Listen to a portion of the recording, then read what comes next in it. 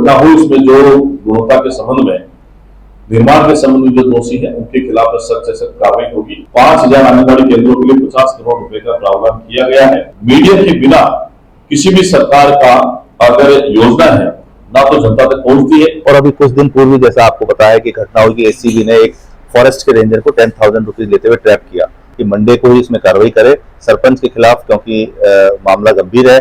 आपको भी सजना और संवरना है और दिखना है आकर्षक, तो खरीदिए अपने मनपसंद गहनों की एक से बढ़कर एक डिजाइन, वो भी गोल्ड टेस्टिंग मशीन के साथ। आज ही विजिट करें महारानी ज्वेलर्स, नगर परिषद के सामने वाली गली, मान नगर, झुंझुनू। राम जी, पंचायती मीडिया में स्वागत है। मैं हूं शशिकांत शर्मा। थाना बता दें कि आज झुंझुनू जिला के अंदर प्रभारी सचिव और प्रभारी मंत्री अविनाश गहलोत आयडा और अधिकारियों की मीटिंग ली। मीटिंग के अंदर कई सारा सवाल है वो निकल के आया। एक तो भूमाफिया से जुड़े सवाल वो निकल गया, साथ के साथ में खराब रोड है। एक काजड़ा के अंदर आप मुद्दो उठाए, काजड़ा की सरपंच को 12 लाख को कोई मामलो बनगुनु सेकंड एडवांस पैसा ले लिया है 10% को, वो मुद्दों भी उठाया। तो कई सारे सवालों पर आप बात करी और मंत्री महोदय ने भी बात करने की कोशिश करी, जो प्रभारी सचिव समित शर्मा बड़ों भी बात करने की कोशिश करी।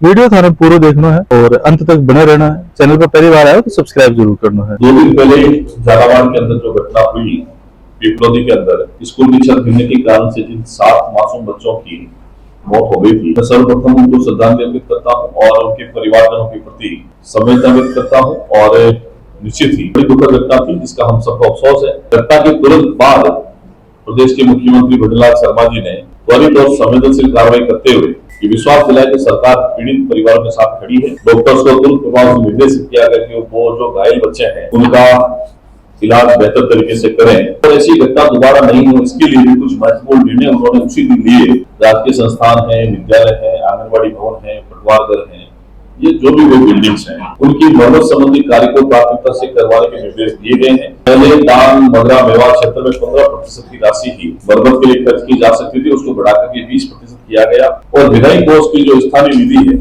उसमें पहले सिर्फ एमएलए लेड से बने हुए भवन को ही रिपेयरिंग करने का प्रावधान था। अब माननीय मुख्यमंत्री निर्देश देकर के एमएलए लेड को सभी क्षतिग्रस्त भवनों के रिपेयरिंग के लिए उन्होंने अनुमति कर दिया है। तो एक बाधा जो थी उसको खत्म करके किसी भी प्रकार के जो क्षतिग्रस्त भवन है उसके रिपेयरिंग का काम विधायक अपने फंड से दे सकते हैं और उनके टोटल फंड का 20% तक का जो हिस्सा है वो किसी भी योजना के अंदर बने हुए भवनों की रिपेयरिंग खर्च कर सकते हैं। पहले ये संभव नहीं था, लेकिन अब माननीय मुख्यमंत्री की संवेदनशीलता के कारण ये संभव हुआ। सभी जिला कलेक्टर को और संबंधित एचओडी जो है विभाग के अधिकारी को निर्देशित देकर के उनका स्कूल हो गए, अस्पताल हो गए, सार्वजनिक भवन हो गए, उनका निरीक्षण करके उनके मरम्मत कार्य को शुरू करने का निर्देश भी दिया गया है। जो पिपलोदी की घटना हुई उसकी उच्च स्तरीय कमेटी बना करके 5 दिन में ही रिपोर्ट देने का निर्देश दिया गया है। और जो घटना हुई उसमें जो गुणवत्ता के संबंध में, निर्माण के संबंध में जो दोषी है उनके खिलाफ सख्त से सख्त कार्रवाई होगी। और इसके अलावा राजस्थान में कहीं भी जर्जर और असुरक्षित भवन है वहां से लोगों को या जो उसमें आने वाले हैं उनको हटा करके अन्य सुरक्षित स्थानों पर उनका पुनर्वास करने की भी व्यवस्था की गई है। वर्ष 24-25 के बजट में जो भवन विहीन और जर्जर विद्यालयों के लिए 250 करोड़ रुपए का प्रावधान किया गया था और 25-26 के बजट में उसको बढ़ाकर के 375 करोड़ रुपए का प्रावधान किया गया है। और विभिन्न विभागों के माध्यम से सरकारी ये जो हमारे डीओज है, बीसीएमओ है, जो सीबीओ है, उनके माध्यम से प्रस्ताव मंगा करके वो काम अभी निरंतर चल रहा है। प्रत्येक विधानसभा क्षेत्र में माननीय मुख्यमंत्री के निर्देश के अनुसार 3-3 करोड़ रुपए भवन मरम्मत के लिए दिए गए हैं और जो बचे हुए हैं उनको भी देने का काम जारी है। और आंगनबाड़ी भवनों के अनिवार्य निरीक्षण की व्यवस्था को भी माननीय मुख्यमंत्री ने लागू किया है। और 2025-26 के बजट में 5000 आंगनबाड़ी केंद्रों के लिए 50 करोड़ रुपए का प्रावधान किया गया है। और जो भी सरकारी भवन है उसकी सुरक्षा के मानक को देखते हुए मासिक सुरक्षा ऑडिट को भी अनिवार्य कर दिया गया है। इसके लिए स्थायी तंत्र और विशेषज्ञ समिति का गठन किया गया है। स्कूल प्रबंधन समिति और पंचायतों को प्रशिक्षण देकर भवनों की देखरेख में भागीदार बनाया जाएगा ताकि इस प्रकार की घटना दोबारा नहीं हो। कि जैसे ही घटना पिपलोदी वाली उसके बाद में मुख्यमंत्री ने संवेदनशीलता का परिचय देते हुए ये निर्णय लिया, इससे निश्चित आने वाले समय में ऐसी दुर्घटना नहीं होगी, ऐसा हमें पूरा विश्वास है। रूप से पिछले 1.5 साल के अंदर माननीय मुख्यमंत्री के प्रयासों से हमने ऐतिहासिक काम करने का प्रयास किया है, जो पूरे राजस्थान में भी हुए हैं, यहाँ विशेषकर झुंझुनू जिले के अंदर भी हुए। बहुत सारे काम ऐसे हैं जो लंबे समय से पेंडिंग थे, झुंझुनू के विकास के अगर बात करें उसको देखते हुए, वो भी आने वाले समय में धरातल होंगे। उस काम को भी पूरा करते हुए हम लोग देखेंगे मुख्यमंत्री के निर्देश के अनुसार। तो जिला प्रशासन का मैं धन्यवाद करता हूं कि उन्होंने लगातार मॉनिटरिंग करते हुए हर एक के काम को गति दी है और उस गति देने के साथ उस काम को पूरा करने के लिए वो लगातार प्रयासरत है। जैसा हम लोग देखते हैं बारिश के समय में हवाई पट्टी के पास में, पुलिस लाइन के पास में इधर जो पानी का जल भराव क्षेत्र है, उसके लिए भी हम लोगों ने प्रयास किया है और आने वाले समय में जिला प्रशासन के साथ मिलकर के, जनप्रतिनिधियों के साथ मिलकर के इससे स्थायी समाधान करने का प्रयास हम लोग कर रहे हैं। अभी हम लोग वाटर हार्वेस्टिंग सिस्टम को डेवलप करके जहाँ अत्यधिक भराव की क्षमता है वहां बोरवेल करवा करके उस पानी को 1-2 घंटे के अंदर ही जमीन पर उतार करके उसके बहुत सारे फायदे हैं, वो काम हम करने का प्रयास कर रहे हैं। और नगर परिषद और रेलवे को इसका प्रस्ताव भी भिजवाया गया, जैसा कलेक्टर साहब से बात हुई है, तो आने वाले समय में इसका भी लाभ हम सबको मिलेगा। वर्तमान में केवल इस जो रेलवे पटरी के पास जो पानी भरता है वहां पंपिंग स्टेशन के माध्यम से उसको खाली करने का काम किया गया है और मतलब इससे पहले 8 इंच की पाइप से ही पानी जो है उसको निकासी होती थी। अब हमने उसको मांग करी 18 इंच के करीब की पाइपलाइन अगर हमें देकर उसे अधिक रफ्तार से कम समय में पानी की निकासी। इसके साथ ही मेडिकल कॉलेज के संबंध में जो थोड़ी सी दिक्कत आ रही मेडिकल केयर यूनिट की, उसको भी हमने आगे चल करके उसको पूरा करने का काम किया है और उसमें लगभग 43 लाख रुपए की सैंक्शन भी हमारी जारी हो गई है चिकित्सा विभाग से। और उसमें भी जो दिक्कत आ रही थी मेडिकल कॉलेज के संबंध में, तो सखी सेंटर की बिल्डिंग है उसको हटा करके नई बिल्डिंग जो है महिला अधिकार विभाग बनेगी, उसका भी हमने प्रपोजल तैयार कर लिया। महिला बाल विकास विभाग की बात करें, ग्रामीण विकास विभाग की बात करें, राजस्व विभाग की बात करें, चिकित्सा स्वास्थ्य विभाग है, पंचायत राज विभाग है, खाद्य नागरिक आपूर्ति विभाग है, पशुपालन है, जन स्वास्थ्य अभियंत्रण पीएचडी है, एजुकेशन हो गया, एनर्जी हो गया, हरियाणा राजस्थान है, कृषि उद्यानिकी हो गया, हमारा डिपार्टमेंट सामाजिक अधिकार विभाग हो गया, वंदे गंगा जल संरक्षण अभियान है। ये मैं पूरी डिटेल इसलिए बताना चाह रहा हूं कि अभी किसी प्रकार का कोई चुनाव नहीं है। सरकार की मंशा इतनी है कि लोगों को सरकार की योजना का फायदा मिले बिना किसी राजनीतिक अपेक्षा के। मुख्यमंत्री के निर्देश के अनुसार ऐसे काम हुए हैं जो पूर्व सरकार कर सकती थी, लेकिन उनकी मंशा नहीं थी, उनकी जो विल पावर वो नहीं थी जनता के प्रति, इसलिए वो कर नहीं पाए। हमारे मुख्यमंत्री के निर्देश के अनुसार हमने वो काम किया है। पौधारोपण का अभियान भी बड़ी मात्रा में प्रत्येक विभाग को लेकर के हम लोग कर रहे हैं और आने वाले समय में इतना स्पष्ट है कि जो भी योजना बनेगी उसका सीधा फायदा झुंझुनू की जनता को मिले।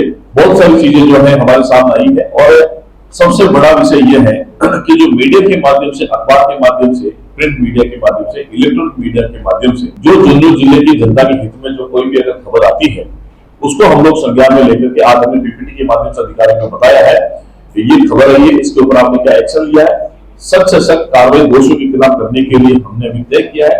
और निश्चित ही जब मीडिया के माध्यम से हमारे पास कोई खबरें आती है तो हम लोग उसका संज्ञान लेकर के आपको भरोसा देते हैं, क्योंकि आप हमारे सहयोगी हैं, साथी हैं।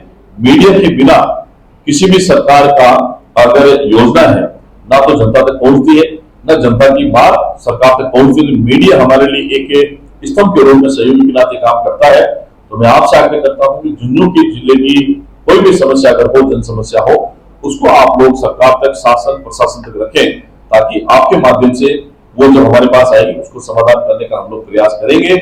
और मुझे बड़ी खुशी है कि जब हमारे कलेक्टर साहब नए आए हैं, जिला प्रशासन में हमारे एसपी साहब नए आए हैं, इन्होंने और हमारे जनप्रतिनिधि मिलकर के जनहित के लिए जो काम किए हैं, निश्चित उसका फायदा आने वाले समय में और अधिक लोगों को मिलेगा, ऐसा विश्वास है। पारदर्शी शासन, सुशासन, जिसका फायदा अधिकतम लोगों को मिले, क्योंकि अंत्योदय की बात है जब आखिरी पंक्ति में खड़ा व्यक्ति जिसको समाज के हम लोग पीड़ित मानते हैं, हम लोग उसको वंचित वर्ग मानते हैं, उसको अगर सरकार की योजना का लाभ मिलेगा तो निश्चित ही राम राज्य की कल्पना भी साकार होगी और स्वराज की बात जो है वो हम लोग करने लगेंगे। तो मैं आज की इस प्रेस कॉन्फ्रेंस में आपका स्वागत करता, अभिनंदन करता हूं। और इस बार देखिए बद्रीनाथ जी जब से मुख्यमंत्री बने हैं तब से राजस्थान के अंदर लगातार बारिश हो रही, किसी भी व्यक्ति को किसी भी प्रकार के करप्शन की इजाजत नहीं दी जाएगी, फर्जीवाड़े की इजाजत नहीं दी जाएगी। और मैं तो आपसे इसीलिए कहता हूं, आपके पास में अगर कोई बातें आती है निश्चित ही हमारे प्रशासन के संज्ञान में आप लोग डालें, ताकि हम लोग उसका समाधान करेंगे। इसका परिणाम भी आने वाले समय में आपको देखने को राज्य सरकार ने जो सभी प्रभारी मंत्रीगण है, प्रभारी सचिवगण है, उनको जिलों में भेजा है और जो हरियाणा राजस्थान का जो कार्यक्रम है उसके तहत प्लांटेशन का कार्यक्रम हुआ है। साथ में प्रभारी सचिव द्वारा जो फ्लैगशिप योजना है राज्य सरकार की उसका रिव्यू किया गया है कि अब तक क्या प्रोग्रेस आई है, जिससे कि जो सरकार की जो बजट घोषणा है और जो अलग अलग विभागों की जो महत्वपूर्ण फ्लैगशिप योजना है उस पर अच्छी प्रगति आ सके। जिला प्रभारी सचिव के रूप में एक दायित्व जो हमें मुख्य सचिव महोदय ने दिया है वो ये कि जिले में जो खबरें प्रकाशित होती है, चाहे प्रिंट मीडिया पे चाहे इलेक्ट्रॉनिक मीडिया पे, उस पर प्रभारी सचिव नजर रखे और उसकी निगरानी करे। तो एक प्रेजेंटेशन तैयार किया गया था जिसमें कि अलग अलग जो समाचार पत्र हैं और जो प्रिंट मीडिया और जो इलेक्ट्रॉनिक मीडिया है उसमें जो समाचार प्रकाशित हुए हैं उस पे अधिकारियों से जानकारी ली जाए कि उसमें क्या स्थिति है, उस स्थिति स्पष्ट की जाए। उसमें ये बात सामने आई, जैसे एक बहुत गंभीर बात सामने आई, क्योंकि पिछली विजिट में ये कह रहा था और बार बार रिकॉर्ड पे था कि झुंझुनू में जो पिपराली और अन्य स्थानों पे जो अपने अवैध जो कटाई का जो काम होता है, हरी लकड़ी की कटाई का काम होता है, ये बड़े पैमाने पे हो रहा था। इसके लिए बार बार डीएफओ को निर्देश दिए गए थे, पुलिस विभाग को भी निर्देश दिए गए थे, डीटीओ को भी निर्देश दिए गए थे। और अभी कुछ दिन पूर्व जैसा आपको पता है कि घटना हुई कि एसीबी ने एक फॉरेस्ट के रेंजर को 10,000 रुपीज लेते हुए ट्रैप किया। तो बहुत गंभीर घटना है और ये कहीं ना कहीं ऊपर के स्तर पर लापरवाही या संभवतः मिलीभगत को इंडिकेट करती है। हमने अधिकारियों को यही कहा है कि अगर पहले के मिनट्स में रिकॉर्डेड है कि आपको इसमें एक्शन लेने के निर्देश दिए थे और आपने एक्शन नहीं लिया, फिर भी अगर इस तरह की घटना हुई है जो अवैध कटाई अगर अभी भी चल रही है तो उन अधिकारियों के खिलाफ नोटिस भी जारी किया जाएगा और उनको चार्जशीट की अगर कार्रवाई होगी तो वो भी आवश्यक रूप से की जाएगी। सर इसी प्रकार जो अवैध माइनिंग की जो घटना है, क्योंकि अभी जो नारी गांव के पास में जो घटना है, तो ये बात तो सही है कि जो अनुज्ञाधारी था वो व्यक्ति और वही उसमें माइनिंग करा था, पर यह भी देखना है कि जो माइनिंग है जितना जिस क्षेत्र की लीज है या जिस पट्टे की लीज है उसी क्षेत्र में उससे ज्यादा ना हो, क्वांटिटी है उसको भी अपने देखना है। फिर माइनिंग जो है वो सेफ तरीके से भी होनी चाहिए, आसपास आबादी है, पास में स्कूल भी है, तो इस तरह घटना है उसमें भी हमने रेस्पॉन्सिबिलिटी फिक्स करने के निर्देश प्रदान किए। ग्रामीण विकास के जो विषय आए थे सामने, उसमें जो ग्राम पंचायत का मामला था जिसमें सरपंच ने जो 12 लाख रुपए अपने खाते में ले ली है, उसमें हमने सीओ जिला परिषद को निर्देश दिए कि मंडे को ही इसमें कार्रवाई करे सरपंच के खिलाफ, क्योंकि मामला गंभीर है, इसलिए धारा 38 में सरपंच को हटाने की निलंबन की कार्रवाई की जाए और अगर उसमें अन्य व्यक्ति दोषी है उसके खिलाफ भी कार्रवाई की जाए। इसमें यह भी हमने कहा है कि जो प्रशासनिक रूप से जो कार्रवाई होती है जिसमें चार्जशीट आदि जो कार्रवाई है उसके साथ साथ अगर कोई गबन का स्तर का मामला है, भ्रष्टाचार का मामला है, तो हम एफआईआर भी दर्ज करवाएंगे। देखिए ये फर्जी रजिस्ट्री की जो कंप्लेंट जो आ रही है ये नई नहीं है और ये पहले भी आई थी और मैंने जब पहले 3 महीने पहले जो प्रेजेंटेशन दिखाया था उस समय इस तरह की आई थी कि जमीन कहीं और है, बिल्डिंग कोई और है और उसमें जो जियो लोकेशन था वो कोई अन्य स्थान का बता दिया। उसमें मैंने जांच के निर्देश दिए थे, उसमें क्या फॉलो हुआ वो मुझे कलेक्टर साहब से पूछना पड़ेगा। और अभी जो रिसेंटली जो कंप्लेंट आई है वो मेरे संज्ञान में है, जिला कलेक्टर के संज्ञान में भी है। हमने आईजी स्टैम्प्स एंड रजिस्ट्रेशन जो अजमेर में बैठते हैं शरद मेहरा जी, उनसे हमने वार्ता भी की है और उनकी टीम उन्होंने भेजी थी, उन्होंने टीम ने जांच भी की। टीम का जैसी निष्कर्ष आएगा अगर वो दोषी है निश्चित रूप से कठोर कार्रवाई उन अधिकारियों के विरुद्ध की जाएगी। आप वीडियो देखने के बाद तरह कैसी समझ आओ कि सरकार जनता के प्रति कितनी संवेदनशील है। जहाँ का बात देखा कि स्कूल की जर्जर अवस्था हो रही है, कई जगह झुंझुनू के अंदर भी यहाँ कोई मामला सामने आयो, स्कूल नहीं, सरकारी भवन भी, पण की सारा सवाल अपन द्वारा पूछे गया है और अपन को एक पॉजिटिव रिप्लाई अपन देखने मिलो। तारा विचार कमेंट बॉक्स में जरूर बताओ। मिला को अगली नई अपडेट में, तब तक के लिए राम राम।